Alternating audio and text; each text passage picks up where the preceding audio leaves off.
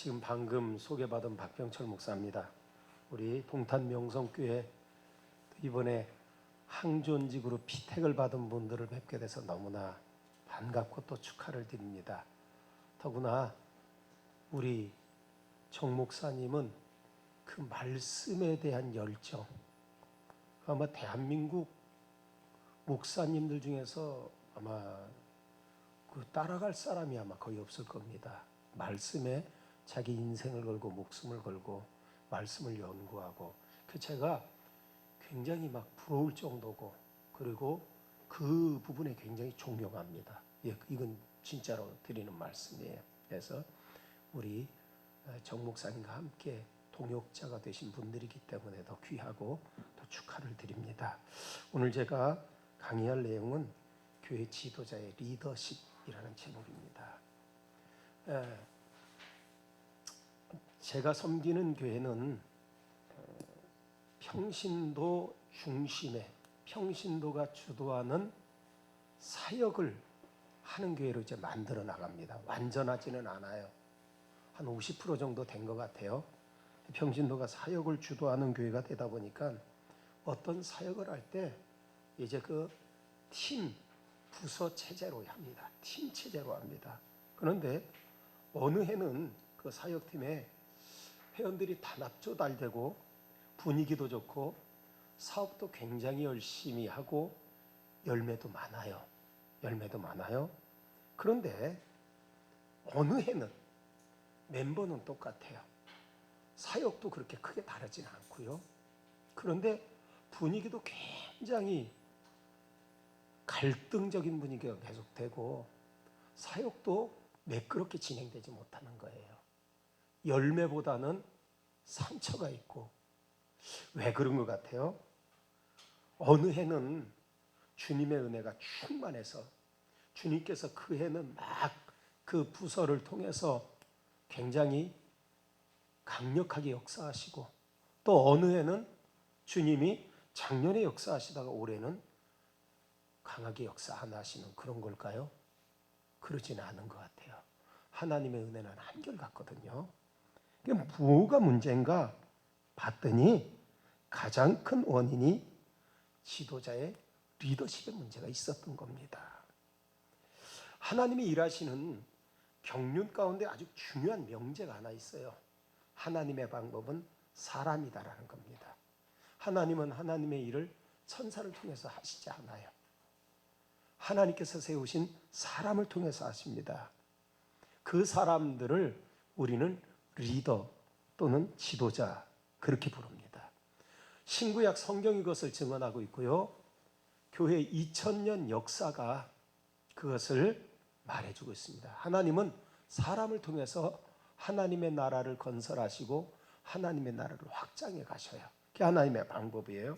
그래서 하나님은 어느 시대나 지도자들을 세우셔서 그 단체나 그 공동체를 이끌어 가셔요. 교회도 다르지 않아요. 하나님은 교회를 세우시고 그 교회가 하나님의 뜻을 따라 세상에 복음을 전하고 하나님의 나라를 세워가는데 그 하나님께서 사용하시는, 이끌어가는 그 단체를 이끌어가는 지도자를 통해서 하나님의 일을 하신다는 겁니다. 그 교회에서 지도자는 누굴까요? 물론 담임 목사님이죠. 담임 목사만 지도자가 아닙니다. 교회의 항존직들은 지도자로 세움을 받은 분들이에요. 지도자예요. 항존직 뜻이 뭔지 아세요? 물어보면 그렇게 해요. 임시직은 해마다 임명하는 거고 항존직은 한 번 임명하면 평생 가는 거다. 이게 항존직이다. 그렇게들 많이 알고 계세요. 그건 바른 뜻은 아니고요. 교회가 주님 오실 때까지 끊임없이 중단 없이 해야 될 일이 있어요. 5가지가 뭡니까? 예배, 교육, 선교, 봉사, 친교죠. 이 5가지 일을 항존직무라고 합니다. 교회의 항존직무예요. 주님 오시는 날까지 교회가 이 5가지 기도, 5가지 사역은 중단 없이 해야 되는 거예요. 그래서 이 5가지 항존직무를 앞장서서 감당하는 사람을 누구라고 그러는가 하면 그걸 항존직이라 합니다. 헌법적인 용어는 항존직원, 항존직원 그렇게 말합니다. 항존직이라고 그러죠. 그러니까 이제 항존직 그러면 한 번 되면 평생 가는 이거에 무게를 두면 이게 계급이 돼 버리는 거예요. 계급이 되는 거예요. 임시직, 우리는 뭐 사회에서 말하자면 정규직, 임시직 구분하듯이 서리 집사하고 우리하고는 틀려. 이렇게 된단 말이죠. 그런데 그렇지 않아요. 항존 직무를 어떤 일이 있어도 아무리 힘들어도 그 일을 끊임없이 교회에서 해나가는 사람을 항존직이라 그렇게 말합니다. 그 사람들이 교회의 지도자죠. 지도자에게 있어야 할 것은 뭡니까? 지도자에게 반드시 있어야 되는 것이 지도력이라는 거죠.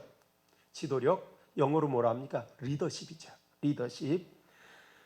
리더십이 없다.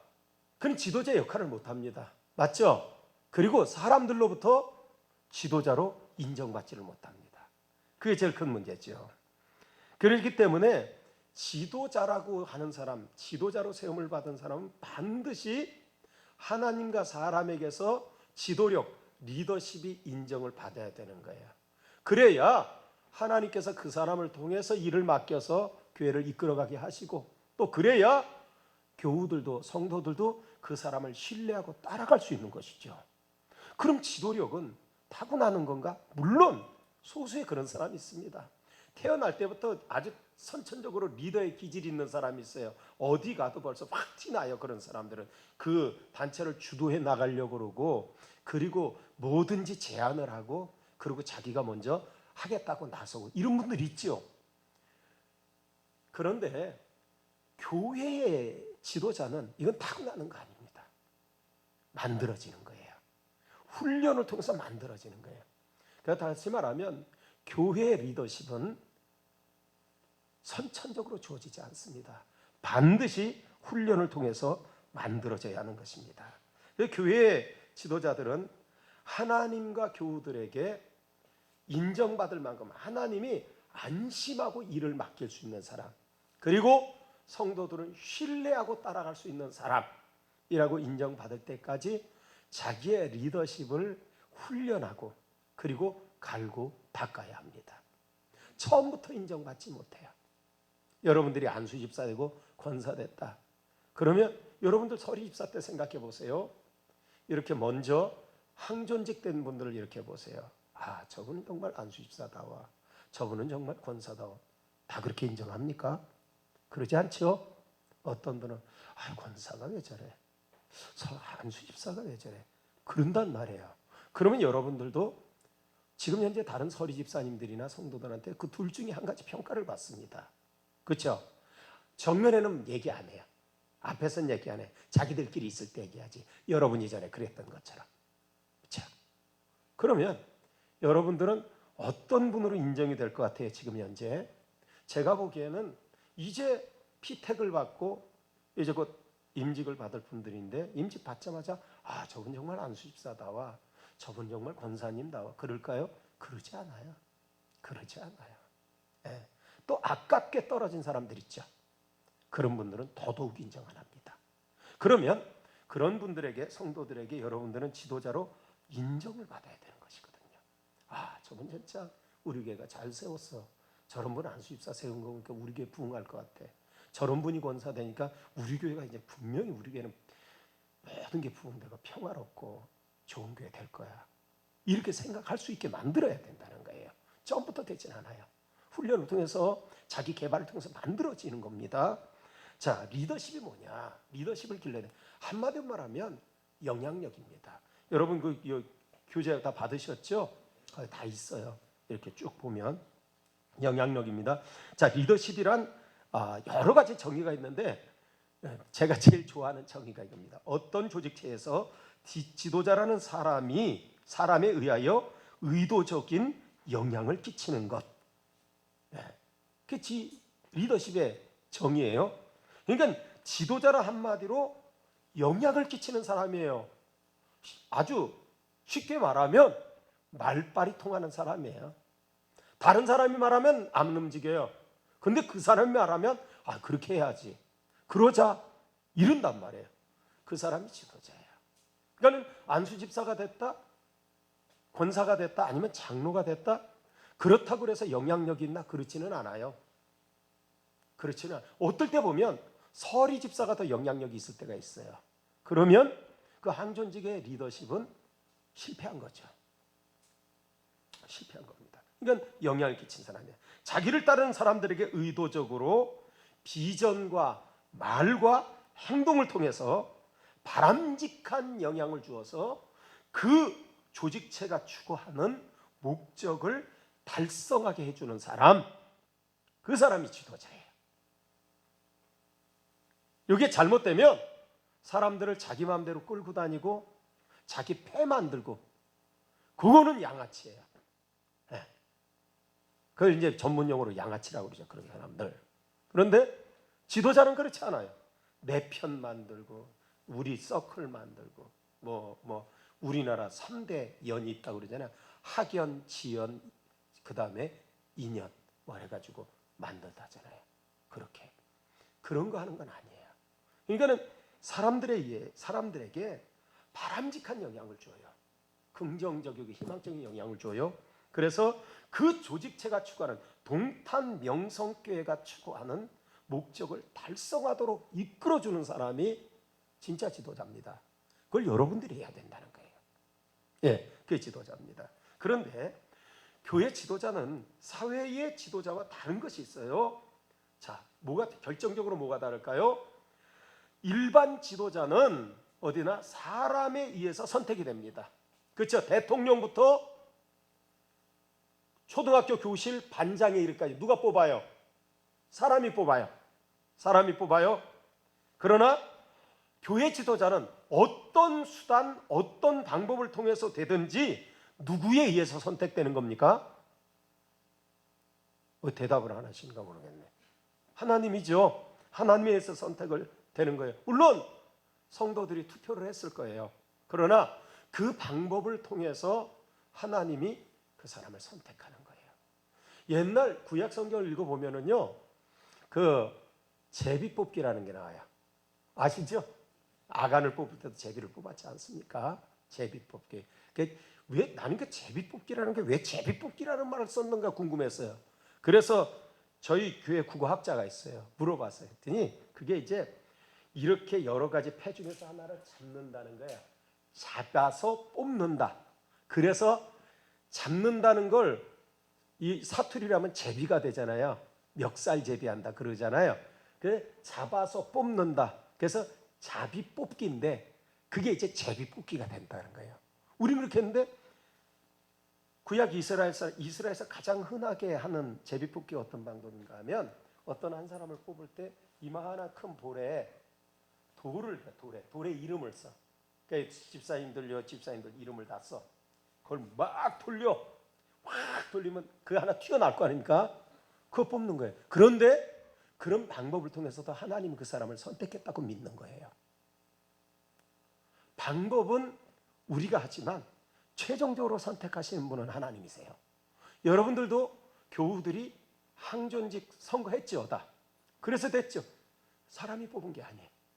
그런 방법을 통해서 하나님이 여러분 자신 한 사람 한 사람을 세워주셨다고 분명히 믿어야 합니다. 교회 리더십은 여기에서 출발해야 되는 거예요. 이게 잘못되면 나중에 엄청난 오류를 범하게 되는 거예요. 자, 그럼 첫째, 교회 지도자란 어떤 사람이냐? 두 가지를 잊지 말아야 돼요. 하나는 뭐로 되어 있습니까? 첫째, 사랑으로 섬기는 사람이에요. 먼저 지도자와 지배자를 구분할 줄 알아야 합니다. 지도자는 리더라고 하고요, 지배자는 보스라고 합니다. 보스 들어보셨죠? 보스는 어떻게 해서 보스가 됩니까? 지배자? 보스는요, 자기 적들을 쳐버려야 돼. 그렇죠? 나보다 센 놈하고 싸워서 그 놈을 꺾어야지. 내가 넘버원이 되는 거 아닙니까? 넘버2, 넘버3가 넘버원이 되려고 그러면 어떻게 돼요? 넘버원을 어떻게든지 쳐놔야 돼. 영화에서 많이 봤잖아요, 우리. 그렇게 지배자, 보스는 그렇게 돼요. 다른 사람과 싸워서 자기 라이벌을 쳐서 되는 거예요. 그러나 지도자, 리더는 그러지 않아요. 자기와의 싸움에서 이긴 사람이 리더가 되는 거예요. 자기와의 싸움, 그게 달라요. 보스는 다른 사람과 싸워서 이기면 돼요. 그러나 지도자, 리더는 안 그래요. 자기와의 싸움에서 이겨야 돼요. 자기를 철저히 부정해야 하고 자기를 절제할 수 있어야 지도자가 되는 겁니다. 그리고 지배자는 다스리기 위해서 군림하죠. 힘을 가지고 명령하면 됩니다. 명령하면 되는 거예요. 그건 보스가 할 수 있는 거예요. 그러나 지도자는 명령해서 되는 사람이 아니에요. 지도자는 앞에서 끌고 가는 사람이에요. 인도하는 사람입니다. 인도하는 사람. 자, 명령은 앞에서 할까요? 뒤에서 할까요? 명령하는 사람. 뒤에서 하죠. 그래서 영화 보면 보스들은 막 패싸움하고 막 할 때 보스들은 다 이러고 있잖아요. 탁 이러면 가잖아요. 애들. 쳐라 그럼 쳐잖아요. 이러고 다 싸우고 나서 다 했을 때 마지막 보스끼리 나무 때 붙는 거 아닙니까? 리더는 그렇지 않아요. 리더는 자기가 먼저 앞에 쓰는 거예요. 그리고 사람들을 이끌고 가야 돼.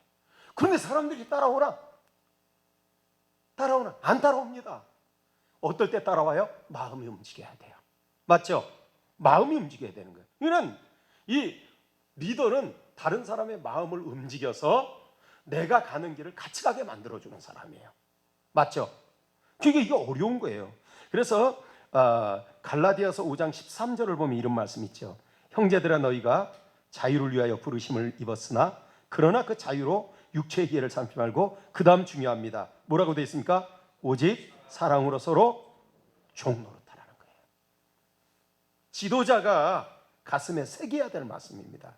교회 지도자는 강요나 명령이 아닌 하나님과 교우들을 사랑하는 마음으로 기꺼이 종이 되어 섬김으로써 순종하게 하고 따르게 하는 사람이에요. 따르게 하는 사람. 보면은 한국 교회의 지도자 그러면 제일 먼저 떠오르는 분이 누구냐?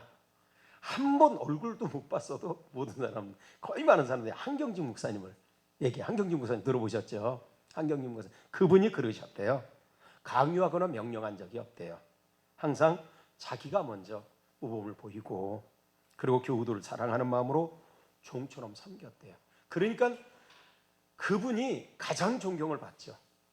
지금도 한국교회 역대 지도자 중에 가장 존경받는 사람 누구냐? 한경직 목사님 꼽기잖아요.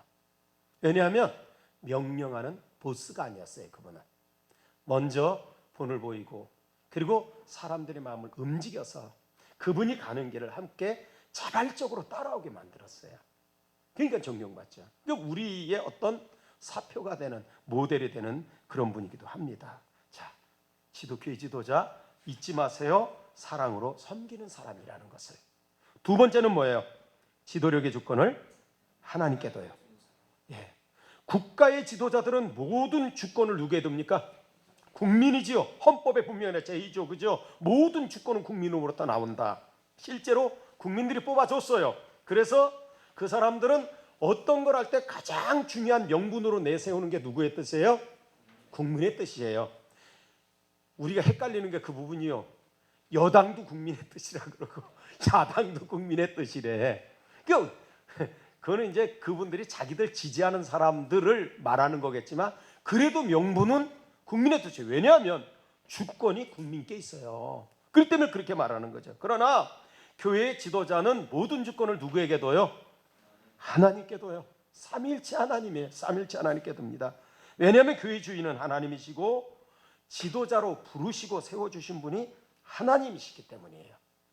요한복음 15장 6절을 보면 분명히 말씀하죠. 너희가 나를 택한 것이 아니요 너희가 나를 택하여 세웠나니. 그렇기 때문에 자, 교회 지도자들은 어떤 교회 일을 결정할 때 가장 중요한 것이 누구의 뜻이 돼야 돼요? 교인들의 뜻이 아니에요. 하나님의 뜻이어야 돼요. 하나님의 뜻이어야 돼요. 하나님의 뜻이어야 돼요. 18세기 프랑스의 계몽 사상가이자 법리학자 몽케스큐에라는 사람이 있습니다. 몽케스큐에 들어보셨을 겁니다. 이 사람이 아주 유명한 말을 남겼어요. 이 말입니다. 내 자신에 유익해도 내 가족에게 해로우면 하지 말아야 하고 내 가족에게 유익해도 내 나라에 해로운 일은 하지 말아야 하며 내 나라에 유익해도 전 인류에게 해로우면 하지 말아야 한다. 굉장히 명언이죠. 자, 그러나 교회 지도자는 여기 하나 더 해야 돼요. 전 인류에 유익해도 하나님의 뜻에 맞지 않는 일이면 하지 말아야 한다. 이건 제가 보탠 겁니다. 몽케스큐의 얘기에. 예. 교회 지도자는 그래야 돼요. 예.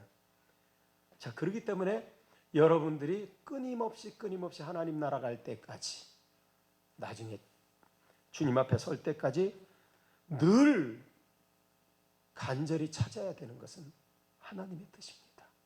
모든 회원들이 원해요. 모든 교우들이 원해요. 물론 하나님은 그 모든 교우들의 원하는 것으로 하나님의 뜻을 드러내는 경우가 있습니다. 그러나 그럼에도 불구하고 지도자는 항상 모두 다 그렇게 하자고 할 때 거기에 휩쓸려서 따라가면 안 되죠. 그것이 정말 하나님의 뜻인지를 끊임없이 여쭤봐야 합니다. 그래서 어려운 것이죠. 자, 그러면 교회 지도자의 역할이 있습니다. 10가지 역할입니다. 10가지 역할. 자, 지금 교회 지도자는 어떤 사람이냐? 사랑으로 섬기는 사람이고 지도력의 주권을 하나님께 두는 사람이다 했어요. 그러면 그런 지도자가 어떤 일을 해야 되냐? 10가지. 첫째, 비전 제시입니다. 비전. 지도. 이 지자가 무슨 지자냐? 손가락질입니다. 손가락질. 도는 뭐예요? 인도할 또 가리킨다. 손가락으로 우리가 가야 할 목적지를 가르쳐주는 사람, 그 사람이 지도자입니다. 그게 이제 한자적인 뜻이죠. 그러니까 목표를 가리키고 그 목표를 향해서 인도해야 되는 거예요. 그러면 어떻게 해야 될까? 지도자는 그 단체가, 우리 동탄 명성교회 지도자들은 동탄 명성교회가 추구하는 비전, 가야 될 목표, 그 분명히 알아야 되겠죠. 그러니까 여러분은 정병진 목사님과 비전을 공유하고 똑같은 목소리를 내줘야 합니다. 맞죠? 목사님 이렇게 하자는데 요새는 이렇게 하면 안 되잖아요.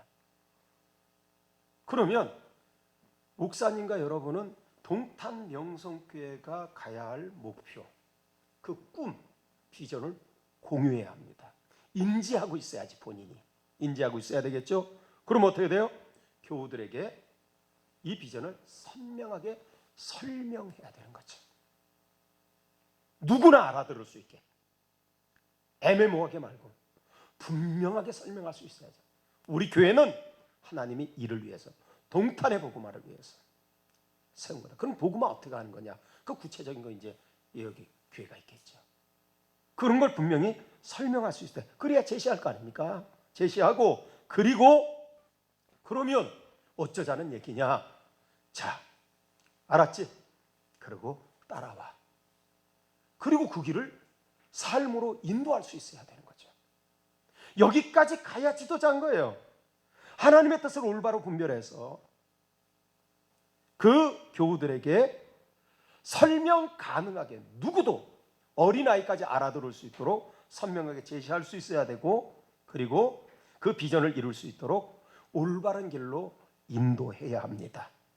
이게 안 되면 어떨까요? 자기 생각, 자기 신념에 빠지는 거죠. 성도들에게 물어보면은요, 당신이 원하는, 당신이 좋은 교회라고 생각하는 교회가 어떤 거냐? 다 있어요. 자기 마음대로 다 있어. 뭐 선교를 열심히 하는 교회다, 주변에 사랑을 많이 나누는 교회다, 뭐 있어요.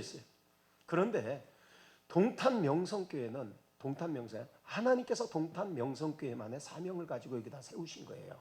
분명히.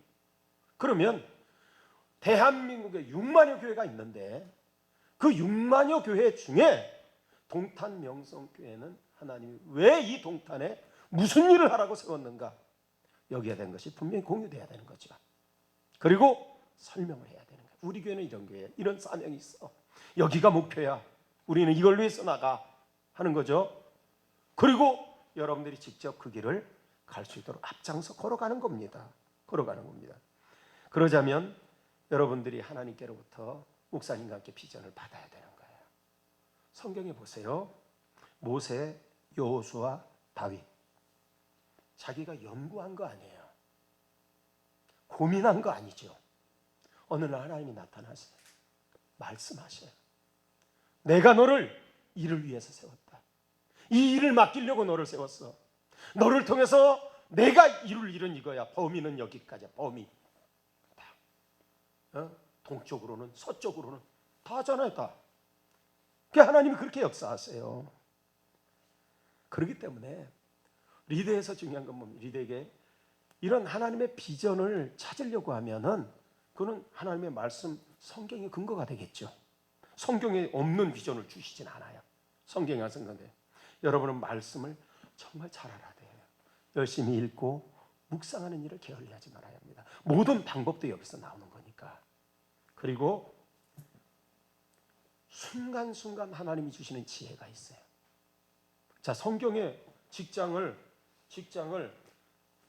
현대에서 삼성으로 옮겨라, 삼성에서 LG로 옮겨라, 그런 말이 어디가 있어요? 집을 팔고 살 때 그런 말이 어디가 있어요? 그때는 성령께서 이끄시는 감동이 있어요. 이건 기도를 통해서만 아는 거예요. 기도를 통해서. 하나님 앞에 기도하는 일을 게을리한다, 교인들이 알아요. 저 사람 입에서 나오는 말이 성경적 것도 아니고 은혜로운 것도 아니고 성령의 감동도, 자기는 그렇다고 우겨도 들으면 알잖아요. 아는 거예요. 특히 늘 신실하게 기도하는 사람들은 금방 알아챈답니다. 그렇기 때문에 지도자들은 말씀 묵상과 연구와 기도를 절대로 쉬어서는 안 돼요. 순간순간 여러분이 어떤 팀을 이끌거나 여전도의 남성교회를 이끈다, 그럼 거기를 이끄는 지도자란 말이에요. 예?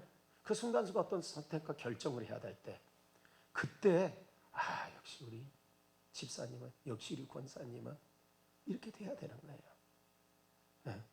성령의 감동에 민감하고 성령의 사인을 알아챌 수 있는 그런 영적인 감각이 여러분에게 너무나 필요한 거예요. 예. 그래야지 지도자가 되는 거죠.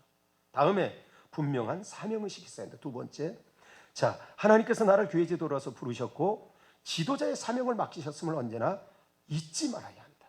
아까도 말했지만 어떤 방법을 통해서든지 여러분을 세우신 분은 하나님이셔요. 자, 이거 모르는 사람 없어요. 다 알아. 그런데 결정적인데 이걸 생각 안 해. 언제냐? 꼭 교회 다니면서 하나님한테 시험 드는 사람은 못 봤어요. 하나님 때문에 시험 받는 사람 없어요. 사람 때문에 시험 들지. 맞아요? 맞아요? 맞죠? 자, 정말 하나님이 나를 세우셨다 그러면은 내 신앙에, 내 인생에 하나님보다 사람이 더 큰 영향을 주어서는 안 돼요. 알아들으시겠죠? 예. 사람 때문에 삐져, 사람 때문에 관둬, 사람 때문에 안 나와. 누구 때문에? 그건 자기 스스로 부정하는 거예요. 나는 하나님이 세운 사람이 아니고 당신들이 세워서, 당신들 때문에 당신들이 나를 못 살게 굴어서 나가 안 나오는 거야. 그런 말이나 마찬가지죠. 분명한 사명의식은 하나님이 세우셨다는 거예요. 물론 이 중에도 안수 집사 안 되고 싶고 권사 되고 싶은 마음이 전혀 없는데 된 분도 있죠. 그럴 수도 있어요. 난 전혀 생각 안 하고 나는 그냥 서리 집사로 그냥 평범하게 신앙생활하면서 섬기면서 사는데 왜 어쩌자고 나를 권사로 세우고 어쩌자고 나 안수 집사 세워서 나를 이렇게 스트레스 받게 하나? 이렇게 말할 사람도 있다고. 여러분 생각해. 구레네 시몬을 보세요. 구레네 시몬은요, 아주 솔직히 말해 재수 없이 걸린 거예요. 맞죠? 등치가 좋아서 재수 없이 걸린 거 아닙니까? 뭐 좋은 일입니까 그게? 그 사형수 가지고 그걸 십자가 대신 지고 갔는데, 근데 그걸 칼빈 선생은 강요된 은총이라 그랬어요. 강요된 은총도 은총입니다. 여러분들에게 혹시 여기 계신 분들 중에 강요된 은총을 받은 분도 있을 거예요. 나 권사, 이렇게 권사로 뽑힐 만 전혀 없었는데 어쩌자고 내 이름을 써가지고 왜 내가 뽑혔는가, 그렇게 생각하시는 분도 있어요. 그거 하나님 뜻이에요. 자, 구레네 시몬이 예수님 십자가를 지고 한 거 하나님의 뜻이 아니다라고 생각하는 분 손 들어보세요. 없죠. 나중에 그 아들들이 초대교회 귀한 일꾼으로 쓰임 받았다는 말씀 들었죠. 예. 그건 그에게 축복이었어요. 강요된 은총은 놀라운 축복입니다. 그렇게 받으셔야 합니다. 그럴 때 사람이 나를 흔들지 못해요. 사람 때문에 시험 들질 않아요. 사람 때문에 상처받았다는 말 할 수 없어요. 하나님의 간두라 그래야 간두지. 누구 때문에? 그건 자기가, 나는 하나님이 세운 사람이 아니고 나 흔들고 나 상처는 저 사람이 나 세운 거야. 그 사람이 하나님이에요. 그 사람에게는. 맞아요? 틀려요? 틀린 말 안 해요. 예. 자, 꼭 잊지 마세요. 세 번째, 의욕과 열정이 있어야 합니다. 지도자에게는 흔들리지 않는 믿음을 바탕으로 하는 의욕과 열정. 지도자가 열정이 없어, 의욕이 없어, 누가 따라가겠어요? 누가 따라가겠어요? 제가 세상에 이런 일이 그 프로그램 봤어요. 어느 때 왔는데 누가 나왔는가 하면 청년 엿장수야. 청년. 엿을 기가 막히게 팔아요. 1년 매출 1억 넘어요. 엿 팔아서 어떻게 1억이 되겠나? 넘어요. 그 사람이 넘어요. 그런데 이 사람이 이제 엿장수를 해야 되겠다. 기술도 배운 기술도 없고 지식도 없으니까 그거 해야 되겠다. 사람들 앞에 서는 게 두렵지 않대. 했는데 똑같다는 거야. 다른 엿장수나 뭐 다른 게 없으니까 안 되는 거야. 그래서 뭔가 튀는 실력이 필요한데 뭘 하면 좋을까 그러다가 어느 날 마술사들 있잖아요. 막 이렇게 꽃 하다가 막 비둘기 날라고 막 그걸 보니까 야 이거 괜찮다. 엿장수 하면서 마술 보여주면 사람들 끌겠다 싶어가지고 그 마술사한테 가서 배운 거야. 그걸 배웠대요. 배웠대요. 이렇게 보자기 이렇게 해가지고 막 하면 꽃 나오고 막 그런 거 했다는구만. 다 했는데 그 마술사가 그 청년 엿장수에게 이제 하산할 때 이제 다 배웠어. 뭐 이제 사람 없어진 거 이런 건 안 되지만은 야외에서 할 수 있는 웬만한 것 다 배운 거요. 다 배운데 그 사람이 그러더래. 이제 보내면서 네가 뜨겁지 않으면 보는 사람도 뜨겁지 않다. 그러더래. 그 말 평생 못 잊어먹는데요. 내가 먼저 뜨거워야 돼. 그래야지 보는 사람이 뜨거워. 내가 밋밋하게 어떤 확신도 없이 열정도 없이 한다. 누가 거길 따라오겠어요? 여러분 같으면 따라가겠어요? 아니죠. 내가 먼저 타오르지 않는 한 남을 타오르게 할 수는 없습니다. 내가 영혼을 잃지 않는 일에 다른 사람의 마음을 절대로 움직일 수 없습니다. 이런 말 있어요. 거울은 절대로 먼저 웃지 않는다. 아세요? 내가 웃어야 거울 속에 나도 웃어요. 여러분 교인들도 마찬가지예요. 여러분이 뜨겁지 않은데 교우들은 절대로 열정 가지고 따라오지 않아요. 여러분이 행복하지 않은데 교우들이 행복해요? 그런 일은 없어요. 네. 항상 잊지 마세요. 거울은 먼저 웃지 않아요. 내가 뜨겁지 않으면 다른 사람도 안 뜨거워요. 그게 지도자예요. 자, 네 번째, 결단력이 있어야 합니다. 자, 지도자는 계획된 일을 행동화하는 거죠. 이를 위해서 하나님의 뜻이면 어떤 장애 앞에서도 이제 실천하는 추진력이 있어야 합니다. 추진력. 아무리 계획을 잘 세워놨어요. 누가 봐도 완벽한 계획이에요. 완벽하면 뭐 할까요? 해야 되잖아요. 해야 되죠. 마찬가지야. 미국 스탠포드 대학의 짐 콜린스라는 교수님이 있어요. 그분이 지금 은퇴했어요. 근데 그분이 현역 때 무슨 책을 썼는가 하면 좋은 기업을 넘어 위대한 기업으로, 베스트셀러입니다. 미국의 성공한 기업 중에 국민들의 존경을 받는 11개 기업 선정했어요. 좋은 기업을 넘어 위대한 기업이라는 거예요. 그는 그 인류에 공헌을 하고 그리고 이미지도 굉장히 좋아요. 사회 사업도 많이 하고 그래서 국민들의 존경을 받는 기업 11개를 뽑아가지고 원인을 5년 동안 연구했어. 5년 동안 연구하니까 그 11개 기업의 공통적인 성공 요인 2가지가 있더라는 거예요. 하나는 겸손한 자세. 그리고 또 하나가 뭔가 하면 강철 같은 결단력과 추진력. 이게 위대한. 읽어보세요. 짐 콜린스 좋은 기업을 넘어 위대한 기업으로. 겸손과 결단, 추진력. 그런 거예요. 맞죠?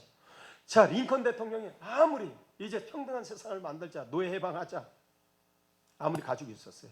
그런데 조금 어려움이 와. 남부에서 반대. 안 되겠다. 나는 사람들이 인기를 많이 얻어야 돼, 지지를 많이 얻어야 되니까 포기했더라면 미국 역사는 상당히 헛됐겠죠.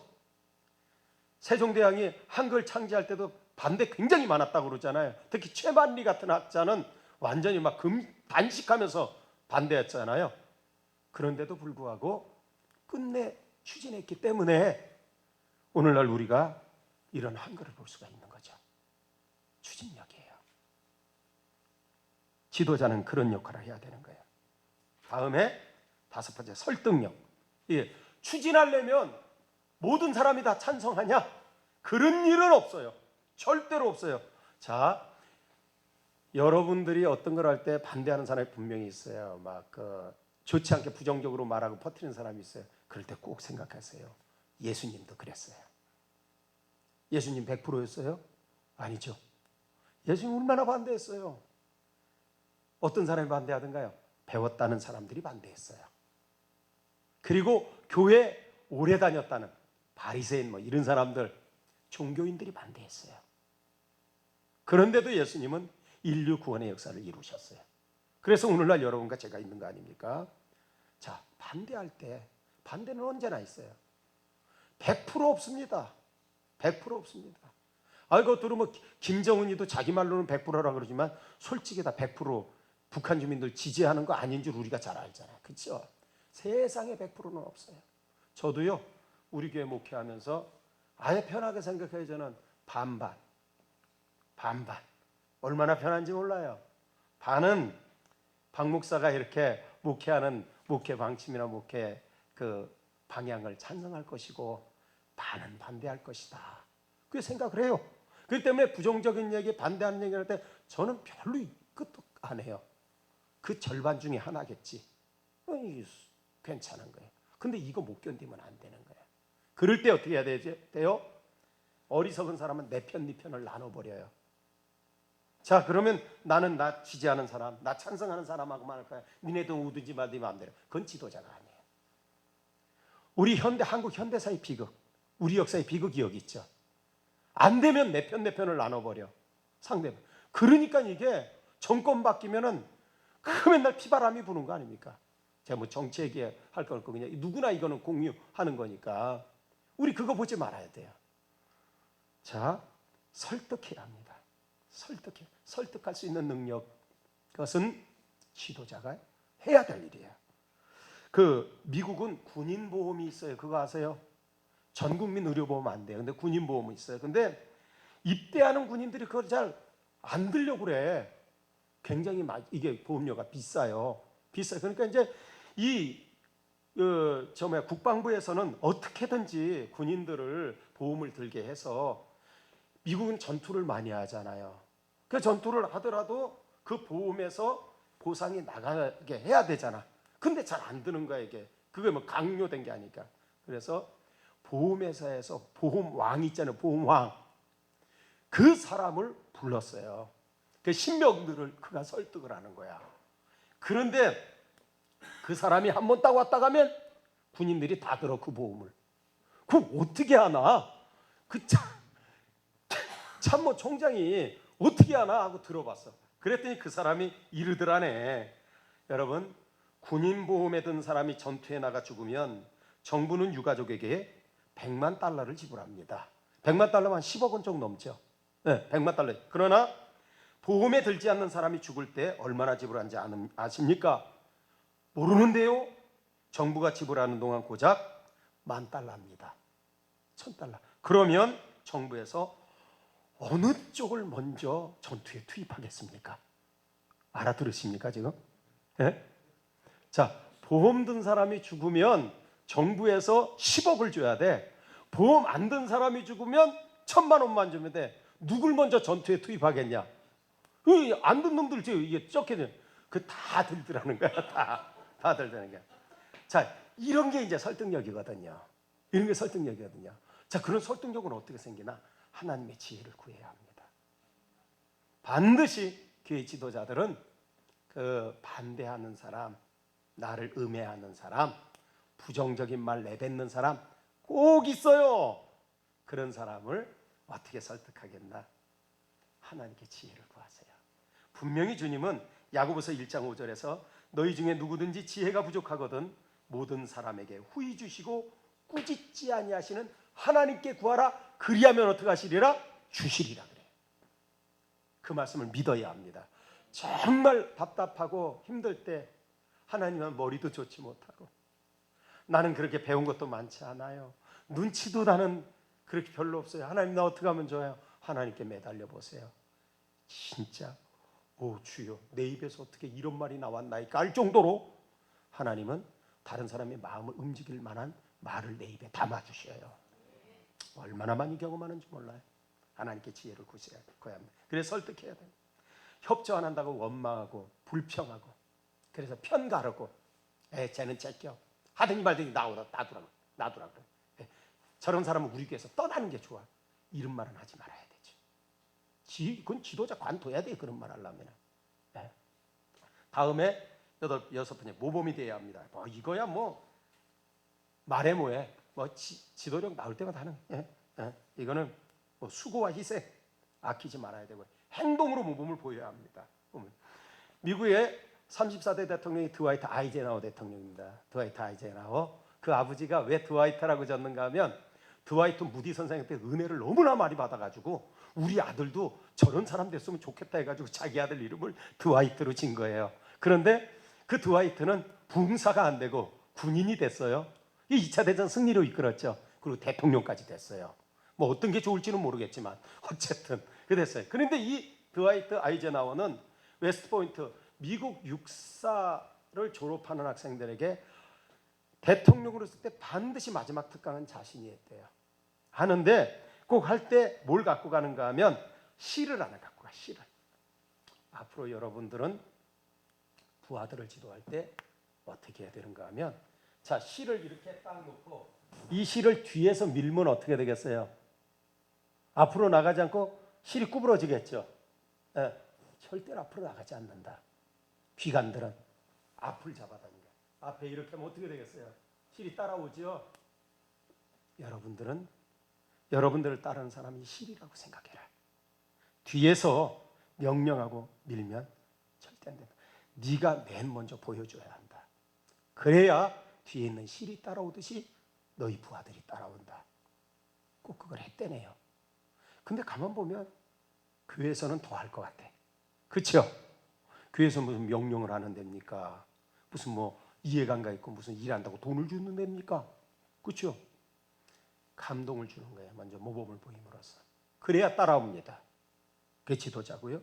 다음에 계획성이 있어야 합니다. 계획성.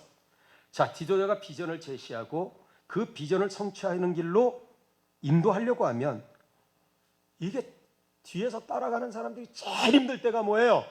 주먹구구식으로 하는 거예요. 아무런 계획 없이. 그때 달라.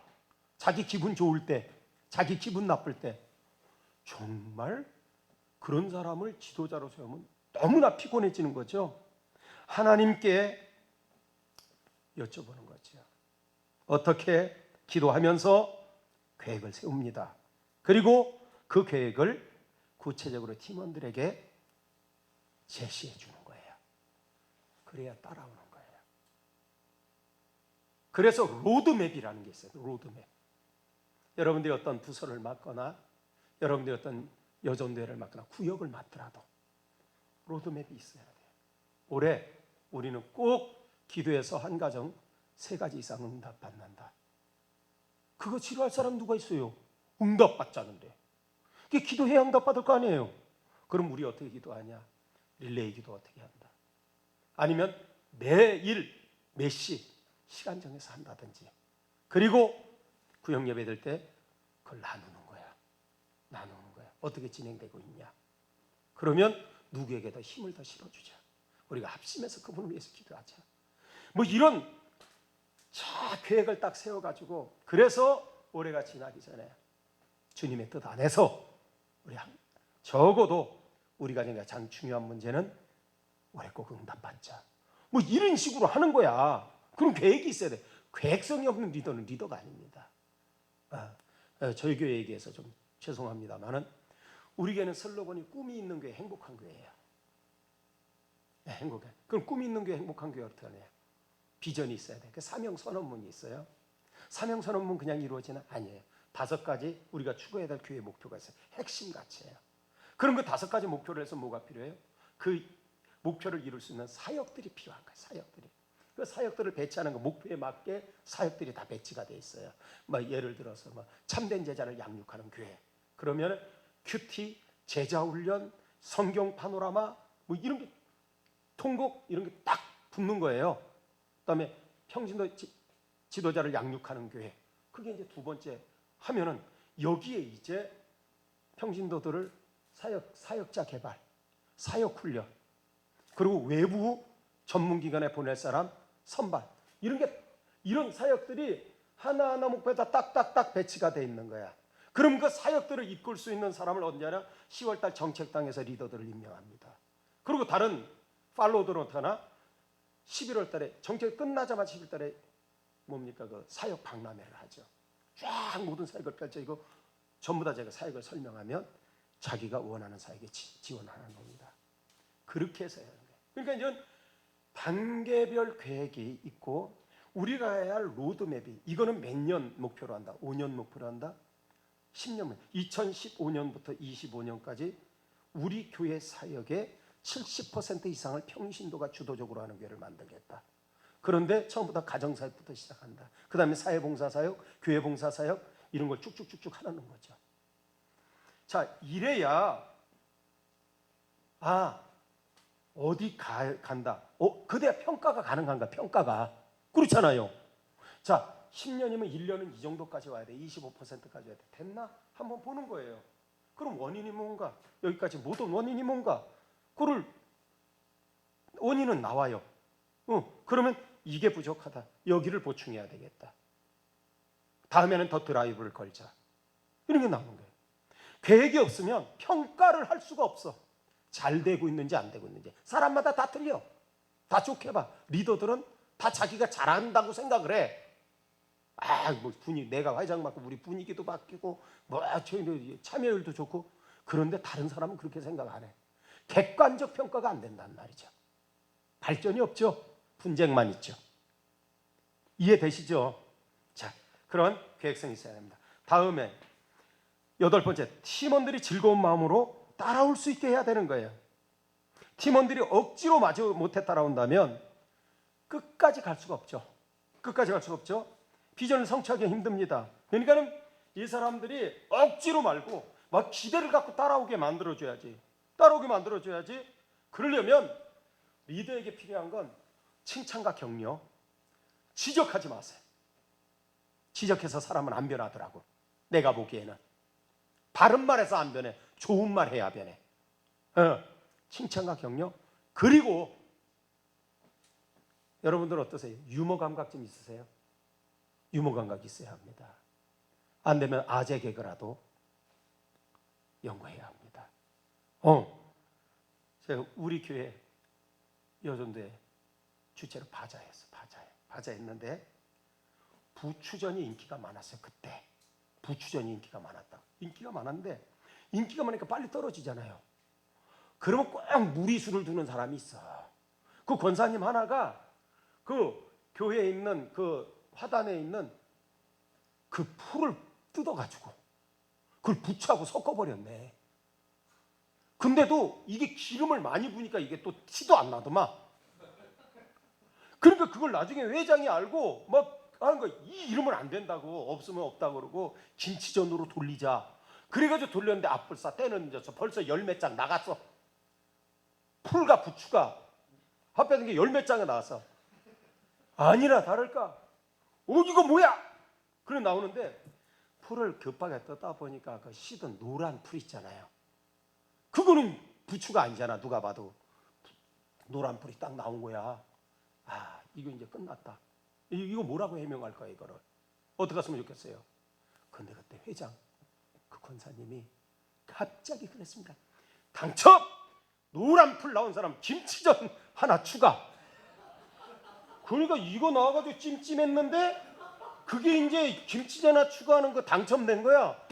쥐들끼리 막 하이파이브하고 난리가 났어요. 분위기 확 바뀌었어요. 그런 순간적인 위트, 유머 감각 굉장히 중요합니다. 자, 그렇게 다음에 9번째, 영광을 가로채지 말아야 합니다. 제일 안 되는 게 이거예요. 자기 자랑 많이 해요. 뭐 조금 잘 되면, 조금 결과가 좋으면 내가 이렇게 잘해서 어떻게든 남이 좀 알아줬으면 좋겠어. 내가 이렇게 잘해서 뭐 내가 처음부터 계획, 내 것 때문에 얼마나 머리 아팠는지 알아, 집사님? 아이고, 내가 그 진짜 신경만 있었어. 나 때문에, 나로 인해서 이런 좋은 결과가 나타났다는 걸 꼭 어필을 해요. 그런 사람일수록 결과가 안 좋으면 꼭 남 탓합니다. 반드시 그렇습니다. 잘 될 때 자기 드러내는 사람, 안 되면 자기가 책임 안 져요. 그렇기 때문에 이게 위험한 거예요. 절대로 영광 가로채지 마세요. 영광은 하나님께 돌리는 겁니다. 하나님께 돌리는 겁니다. 열심히 일하고 입으로 다 까먹는 사람 있죠.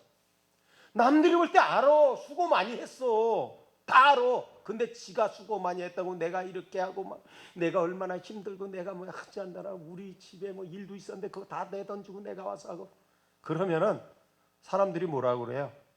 에이, 그래 너 잘났다 그러고 마는 거예요. 감동이 없어요. 그리고 다른 사람은 하고 결국은 지 높여지는데 우리가 다 따라서 이용당한 거야. 다 한 거야. 사람들 좋은 결 갖고 굉장히 찜찜하게 만드는 사람이에요. 그런 사람 되지 말아야 합니다. 그런 지도자가 아니죠. 다음, 책임감이 있어야 합니다. 지도자는 책임을 지는 사람이죠. 지도자의 가장 큰 문제는 책임을 지지 않고 남에게 전가하는 사람입니다. 책임 전가, 족보가 오래된 죄지요. 어디서부터 시작됐어요? 에덴 동산에서 시작됐어요. 에덴 동산에서. 어려워도 힘들어도 핑계 대지 말고 항상 내가 책임지는 거야. 일이 잘못되면. 지도자는 책임지는 사람이에요. 맞죠? 책임지는 사람이에요. 기억하세요. 영광은 하나님께, 공로는 회원들에게, 공로는 교우들에게, 책임은 내가. 한번 따라하겠습니다. 영광은 하나님께, 공로는 교우들에게, 책임은 내가. 절대로 잊지 마세요. 잘 안 되는 겁니다. 지금 암만 이렇게 해도 가슴에 꼭 새기세요. 그때는 억울하기도 해요.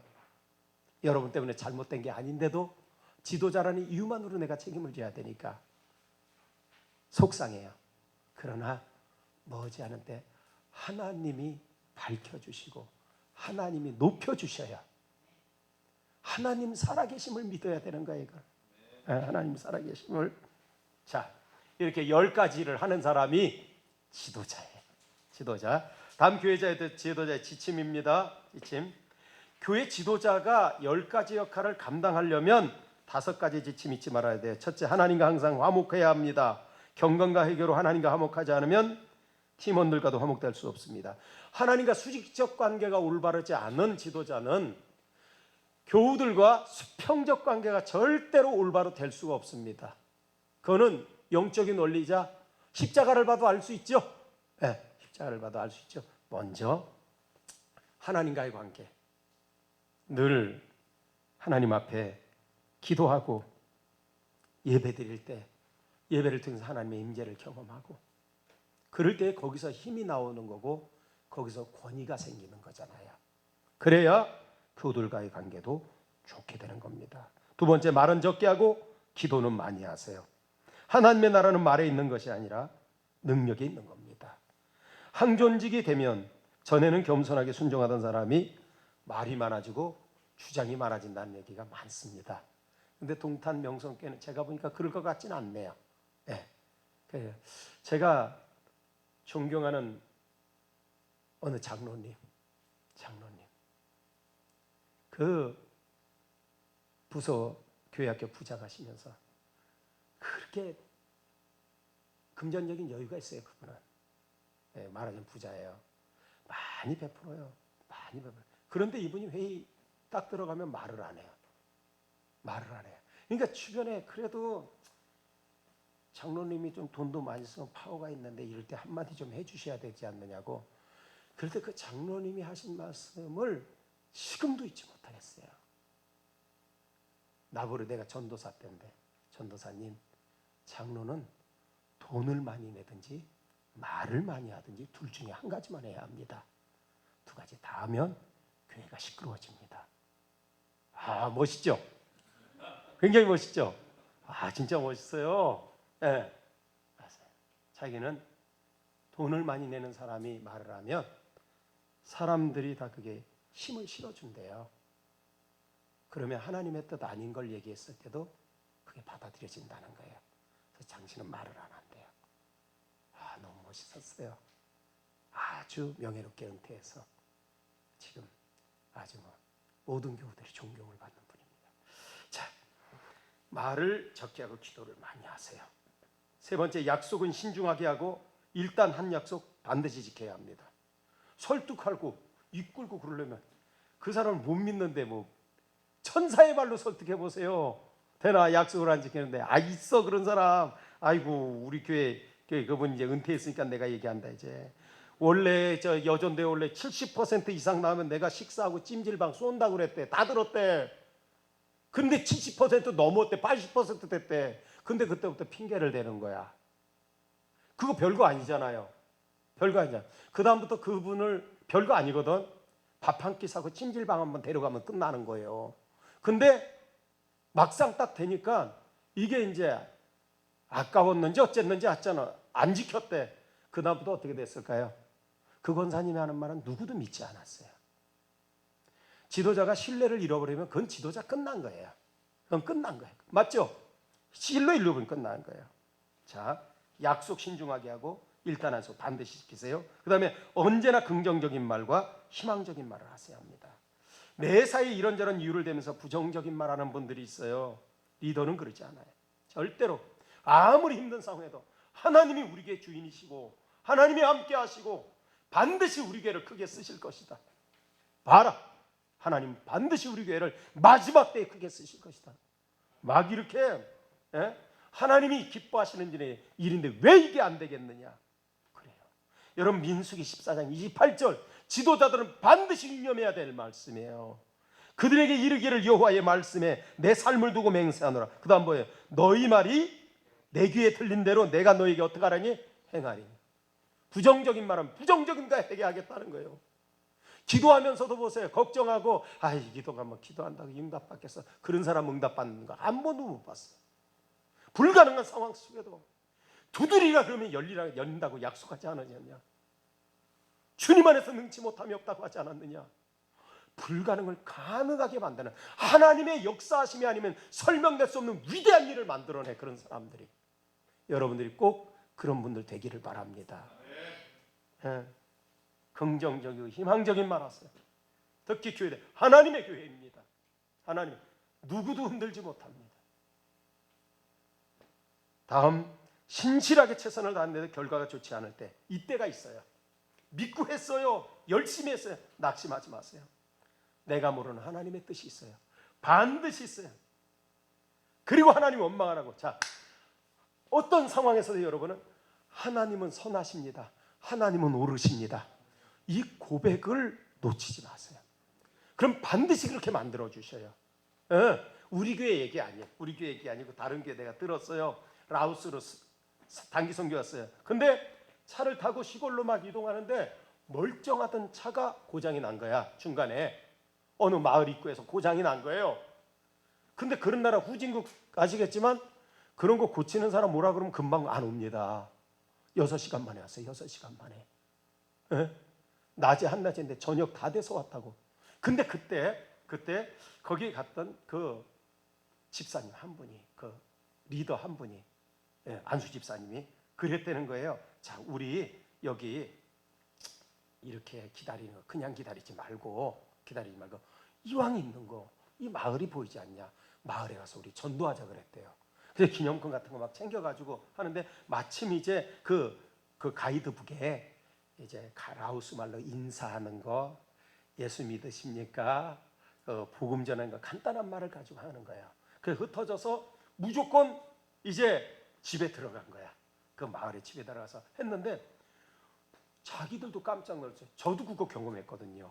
불가리아 집시 마을에 들어가서 축구전도 했는데 불가리아 말을 우리가 아무리 한다고 해도 그게 제대로 발음이 되겠습니까? 안 되니까 옆에서 발음을 도와줘요. 그 집에 애들이 도와줘. 부모한테 복음을 전하는데 부모가 우리가 막 당황스러운 거예요. 이 선교지에는요 성경이 강력하게 역사하거든. 뭐 그 부모들이 눈물 흘리고 복음을 예수님 영접해요. 그런 역사가 있어요. 그런 역사 이제 라오스도 있었던 거야. 너무나 좋았어요. 그렇구나. 차가 고장난 이유가 있었구나. 이유가 있었구나. 그거 알았어요. 그래서 이제 그 사람들에게 이제 우리는 뭐 여기 한국 사람이니까 이게 계속 있지 않으니까 가까운 교회 꼭 다니세요. 가까운 교회 다니세요. 그러니까는 그 말 듣자마자 사람들이 표정이 다 굳어지더라는 거야. 그래서 여기 교회가 어딨나 하고 물어봤더니 선교사님이 그러네. 여기서부터 가장 가까운 교회가 50km 떨어져 있대. 이 사람들이 차도 없이 어떻게 갔어요?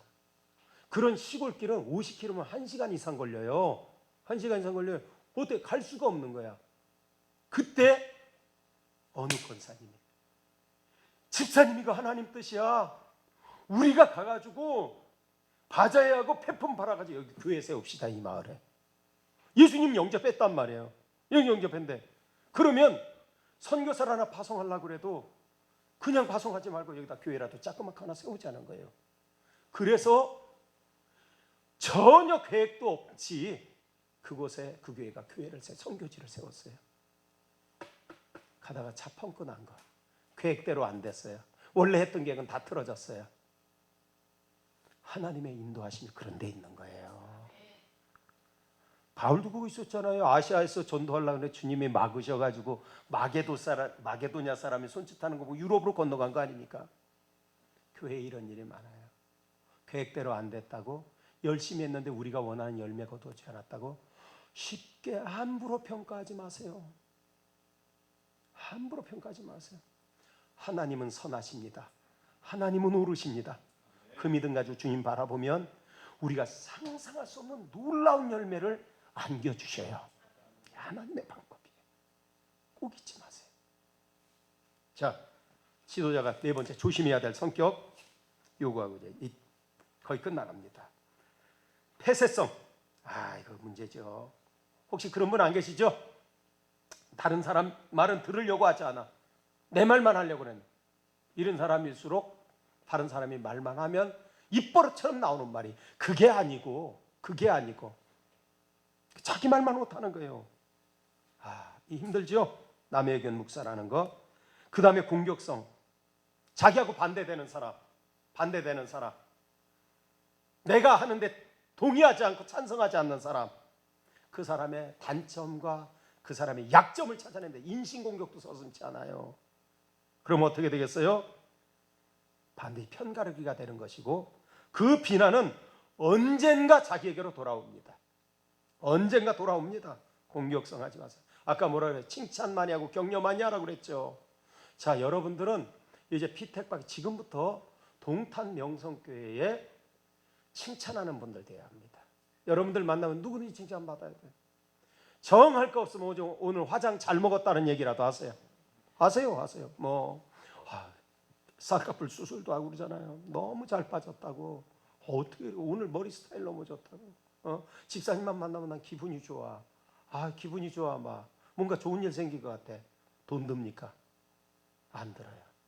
칭찬, 격려 많이 하세요.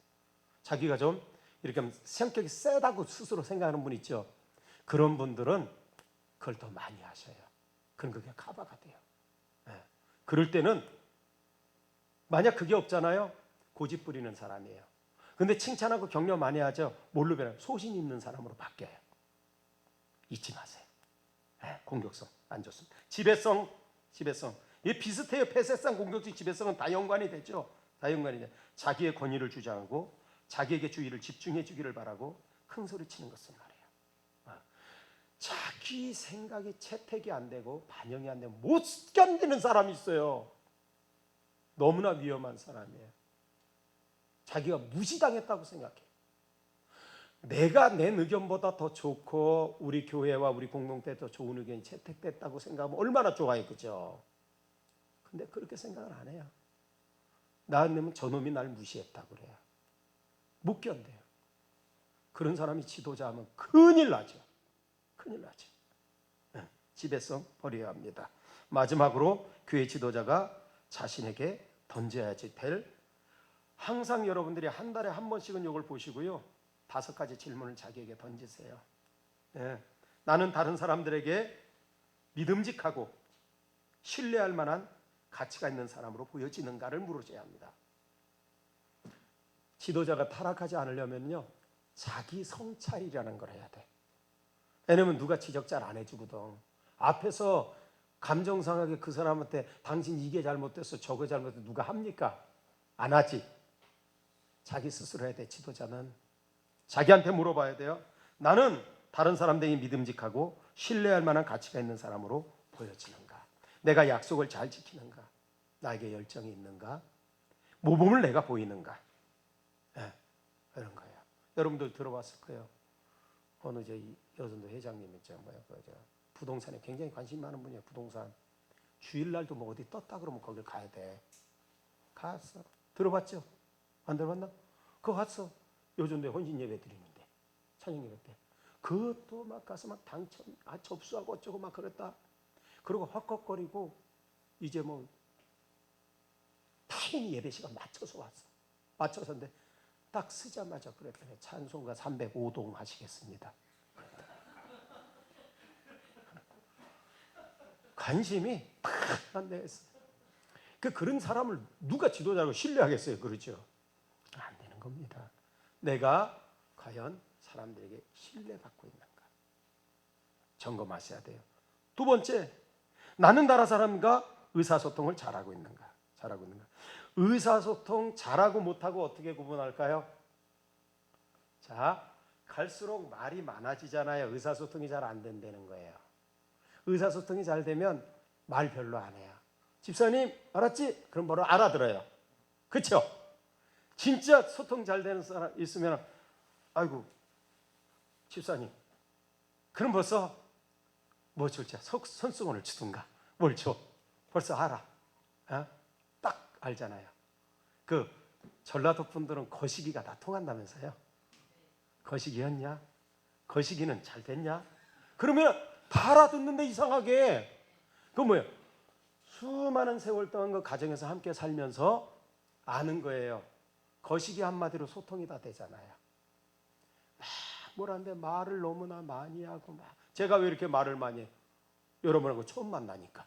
그렇죠? 말을 많이 해야지 알아듣잖아요. 그런데 정병진 목사님이 만약 한다 그러면 간단하게 해도 금방 여러분들은 알 거예요. 소통이 되고 있거든요. 여러분들은 어떠세요?